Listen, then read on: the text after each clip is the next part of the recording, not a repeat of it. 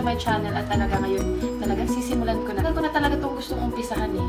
At ngayon, nagkaroon na ako ng lakas ng loob. Ito na naman po sa title ng aking first video, mukbang ang ating unang gagawin. At ito ay mukbang ng batang 90s. Nagmumukbang ako, magchikahan naman tayo at yung mga bagay na tungkol sa akin para naman makilala niyo ako habang sinusubaybayan niyo ang mga susunod kong video. Ito na ang aking mga nabili. Nag-set pala ako ng budget, 150 pesos. Ano nga mabibili ng 150 pesos ngayon ng mga Pilipino na snacks. At kita niyo pala itong nalagyan ko kasi taga Batangas tayo, bawal na ang plastic. Plastic! At yan ang nakakatuwa talaga ngayon sa Batangas. Kaya bawal na ang plastic, ha? Tandaan niyo yan. Ito yung para siyang maliliit na puto seko na pag kinain mo kukulay talaga sa bibig mo. Masarap na, favorite ko to hanggang ngayon. Ito yung isa pa. Ito favorite ko pa rin to. Binibili ko pa rin to talaga hanggang ngayon. Siya yung tatus. At saka ito ang meron pa akong nabili dito. Ito, how-how. Yung milk candy. Ito, meron na tayong tatlo. Ito yung milk. Masarap talaga din mong milk. Ang isa pa na talagang alam ko madami din may favorite ito. Ito, pom-poms. Ito, ganun pa din yung packaging na. Okay? Ang sweet corn. Yan. Parang iba nga yung tsura ng packaging nito eh. Pero dati talaga manipis din yung packaging ko. Pero nag-improve na din sila. Ito masarap din ito. Alam ko, marami din may gusto niya. Ito yung merengue na color din. Na 10 pesos ang bili ko dito. Ito, yaki. Ang gagay pa rin natin. Pero masarap pa din naman siya. At ito yung malimit ito sa school. Sa school na pinibenta. Gelatin daw ang tawag dito. Nakita niyo ba? Lahat kasi ito, nabili ko 141 pesos. So, may sukli pa ako 9 pesos dun sa budget na inano ko, sinet ko. Uy, grabe, hindi ko naman ubusin ito lahat ha. Parang kakain lang siguro tayo na dalawa, ganyan. Baka naman pag inubos ko ito lahat, hindi na ako makapulong bukas. Baka pag umuwi yung asawa ko, magalit na yun sa akin. Fact about sa akin ay may asawa na po ako. Wow! At meron akong isang baby boy, yan. Aww! Yan, ang baby ko po is 1 year old na siya mahigit. 1 year old, a few moments later. 1 year old and 5 months na siya. Kasyam na item tayo sa 150 pesos. Bali 149. So, yung 9 pesos, syempre, pinamasahe ko na lang yun. Anyways, let's proceed to the video. Dami ng kuda. Start na lang tayo dito sa Howflakes. Ay, Howflakes, Howflakes pala. Ano ba yan? Ako hindi kumakain ng mga chichirya. Simula nung naging mami ako. Para iniwasan ko na din. Start na tayo. Ano ba? Ano bang pwedeng gusto nung malaman tungkol sa akin na ganito? Bukod sa may anak na ako, may asawa na ako, at ako batang 90s. Ako 25 years old na po pala. Para sa kaalaman ng lahat. Pero mukha lang ako 18 years old ba?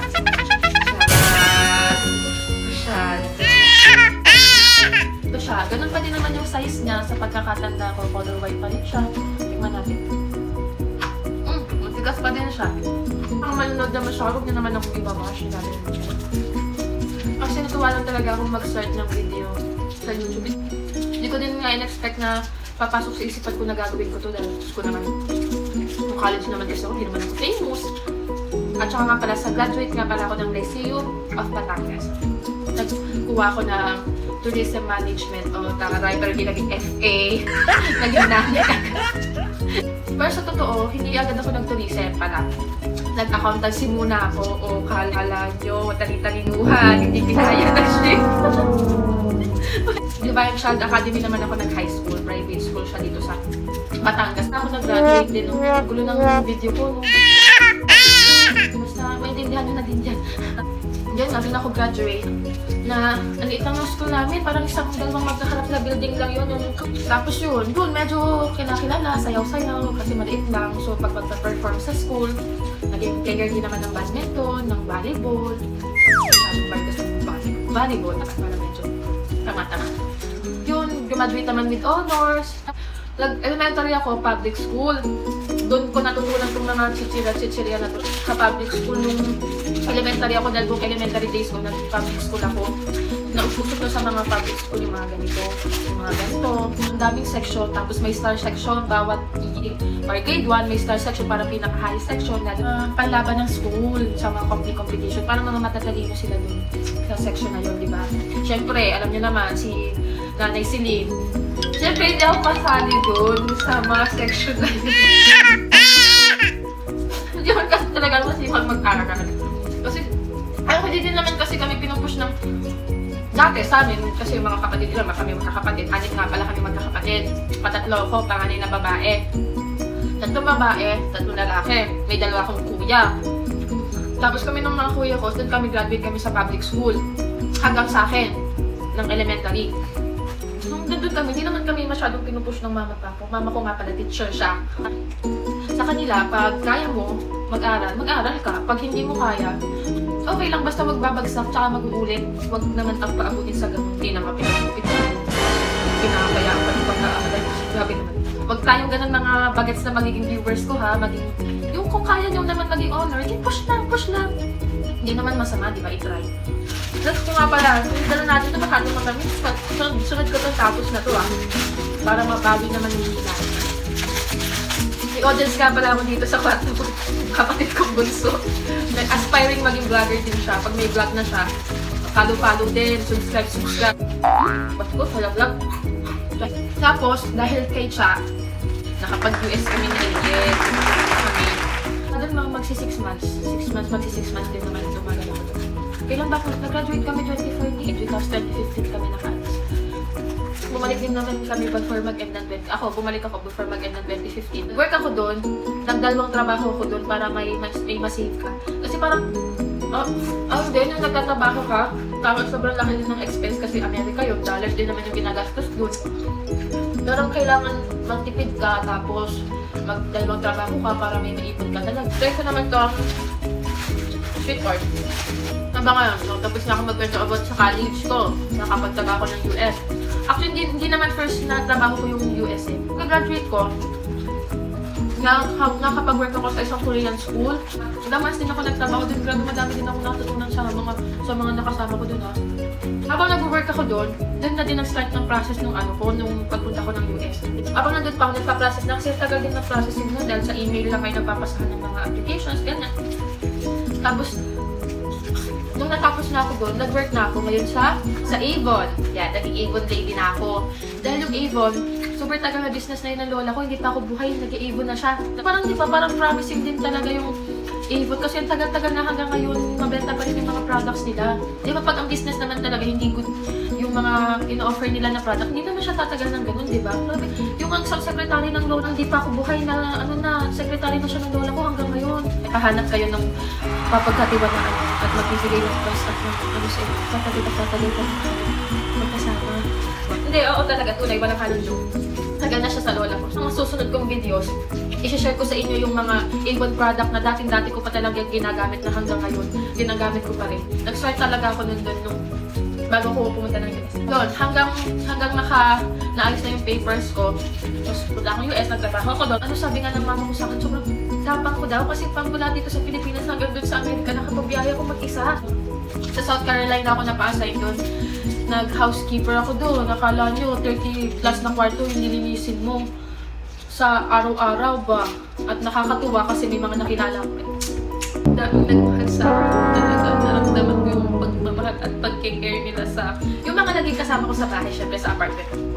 Kami doon sa apartment na yun, puros kami lahat Pilipino. At syempre, hindi ko na ito nakain itong sweet corn na to. Padalawa na to actually. Hindi ko na dito ubusin. Claire, alam ko Claire, mapapanood mo to, tapos tatawanan mo ako kasi sabihin mo kung ano naman napapagtripan ko. Pero alam ko, i-share mo to at ilalike mo at isa-subscribe mo tong channel ko. Talagang, dami kong natutunan talaga yung stay ko na parang nag-mature ko. Tapos baka mature. Nag-mature lang naman nag-aanap na siya. Ito, tapos, after ko mag-US, at nandito pa rin ako sa Pompos, magkakasabi ako ng kuda. Pasyal din naman ako doon, nakapag-New York ako, namasyal kami, sila mga kasama ko. Tapos, nag-stay ako doon sa bahay ng relative namin. After ko mag-US, bumalik ulit ako sa Pilipinas. Siyempre, ipahinga ng ilang months. Tapos doon, balik ulit ako sa Avon. Nag-Avon na ulit ako. Tapos yun, tuloy-tuloy na siya. Hanggang sa magkaasawa na ako. Napatigil lang ulit ako sa pag-Avon kasi nagka-baby na ako. Tapos dito, bumalik na ulit ako. Yun, pag pumapasok ako, naiwan si Sally sa dito niya. Kuya ko pangalan. Gandaan lang tayo dito sa mikmik na to. Hindi ko ubusin. Tama na. Naubo ako. Dito naman tayo. Dito naman tayo sa Miringgit. Isa na lang. Tapos, ito, sunod. Lalas ko to kasi kumukulay sa bibig ko. Itong dalawang to eh. Ay, ito pa pala. At saka ito pa pala. Pero pa pala ako hindi nakakain. Inan ko din ng tingisa. Baka nung sabihin nyo, kumula na ako ng mula. So, yung personality ko, ako yung parang gusto ko yung kaya, alam ko sa sarili ko na kaya ko mag-present, magsalita sa harapan ng madaming tao. Pero pag yung magkaka-opportunity na, parang, pwede kong gawin to. Parang gusto ko, pero hindi ko natutuloy kasi nahihiya talaga ako. Ang sarap pa rin ito. Pero buti na talaga na-umpisan kasi alam niyo yun, yung nag-decide ako na parang gusto ko magsimula ng YouTube. Support talaga yung asawa ko talaga. Super supportive.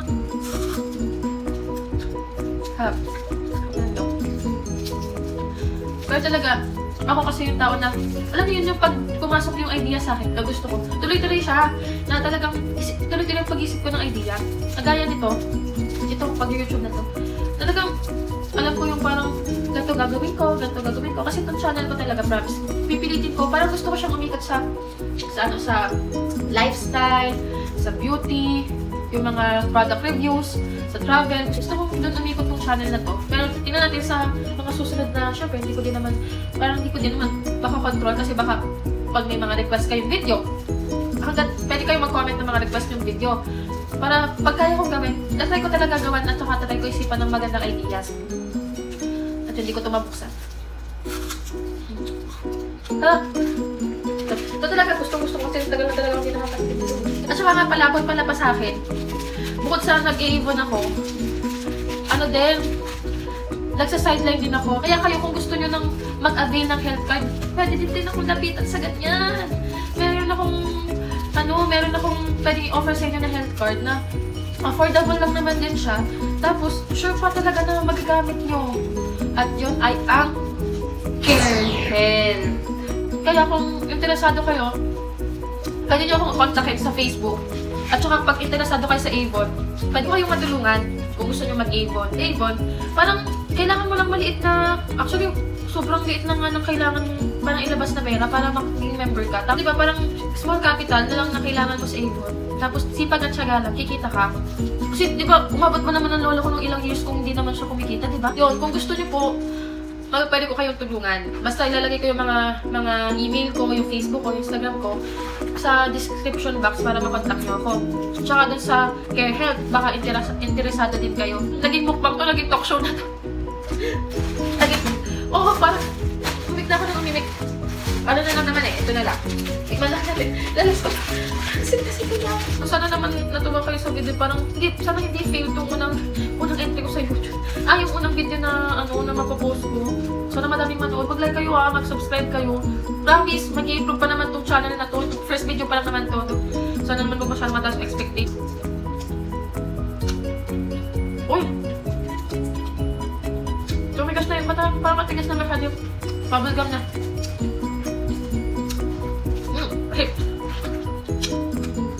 Mayain ko lang po. Baka dumikit-dikit pa sa bibig ko. Malulong ko pa. Kakain ko. Yan, tinanggal ko ng bubblegum. Inom lang ako konti para. At yun guys, end na natin ng video na to. Kung may gusto kayong malaman pa about sa akin, pwede kayong mag-comment down below.